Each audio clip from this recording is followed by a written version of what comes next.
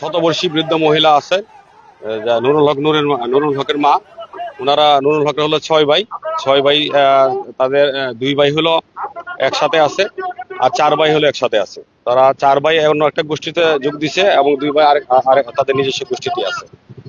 তার মা নুরুল হকের বাড়িতে থেকেই এখানে জীবনযাপন করতো, এবং তার মা মারা যাওয়ার পরে নুরুল হক আসলে বাড়ির বাইরে থাকে।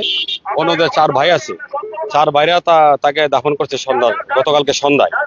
দাফন করে নুরুল হক তার মায়ের দাফনে অংশগ্রহণ করতে পারে নাই। এই নিয়ে 2 ভাইদের মধ্যে, তাদের আপন ভাইদের মধ্যে একটা দ্বন্দ্ব সৃষ্টি হয়। দ্বন্দ্বের এক পর্যায়ে তাদের ভাইদের ঘরে আগুন দিয়ে দেয় সন্ধ্যাবেলায়।